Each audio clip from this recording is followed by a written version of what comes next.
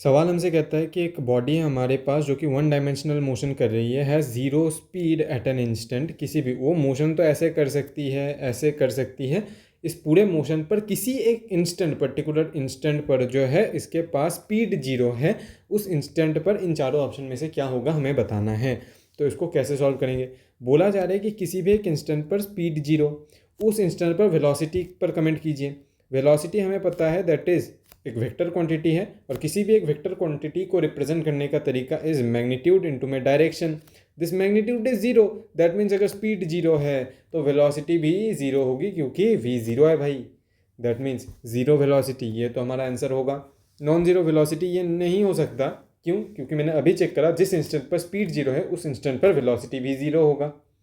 क्यों? क्योंकि magnitude zero है और velocity is a vector quantity, तो magnitude into direction, magnitude zero है तो पूरा का पूरा जो है प्रोडक्ट ही जीरो हो जाएगा, तो वेलोसिटी भी जीरो है।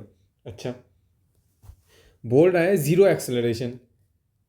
अच्छा, मान लो मेरे पास एक बॉल है, इस बॉल को मैंने यू वेलोसिटी से ऐसे फेंका तो ये इस साइड तक पहुंचा, फिर वापस लौटेगा, राइट। तो इस टॉप मोस्ट पॉइंट पर वेलोसिटी तो जीरो है, यानी कि स्पीड, इस टॉप मोस्ट पॉइंट पर स्पीड भी जीरो, इस टॉप मोस्ट पॉइंट पर वेलोसिटी भी जीरो। लेकिन क्या इस टॉप मोस्ट पॉइंट पर एक्सेलरेशन जीरो? नहीं, एक्सेलरेशन नॉन जीरो। तो जीरो एक्सेलरेशन हो, मस्ट हैव जीरो एक्सेलरेशन, ये बात भी गलत है। जिस इंस्टेंट पर स्पीड जीरो है, जिस इंस्टेंट पर वेलोसिटी जीरो है, उस इंस्टेंट पर एक्सेलरेशन नॉन जीरो भी हो सकती है। अच्छा, तो नॉन जीरो एक्सेलरेशन सर ये भी तो होना चाहिए, must have non zero acceleration. चलो चेक करते हैं।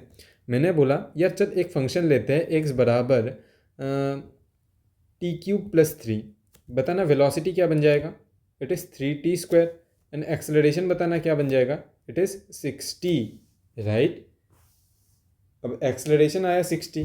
अब मैं बोल रहा हूँ t is equal to zero पर एक्स है मेरा 3, v है मेरा ज़ीरो, यानी कि स्पीड मेरा है जीरो, एक्सेलरेशन भी है ज़ीरो। यानी कि जिस इंस्टेंट पर वेलोसिटी जीरो है, स्पीड जीरो है, उस इंस्टेंट पर acceleration non zero, must non zero. ये बात सही नहीं है, क्योंकि मैंने देखा कि जिस इंस्टेंट पर स्पीड जीरो, उस इंस्टेंट पर एक्सेलरेशन नॉन जीरो भी हो सकती है, एक्सेलरेशन जीरो भी हो सकती है। तो मस्ट नॉन जीरो हो ऐसा भी ज़रूरी नहीं है। तो हमारा जो आंसर है वो सिर्फ और सिर्फ सीधा सीधा 1 बन रहा होगा।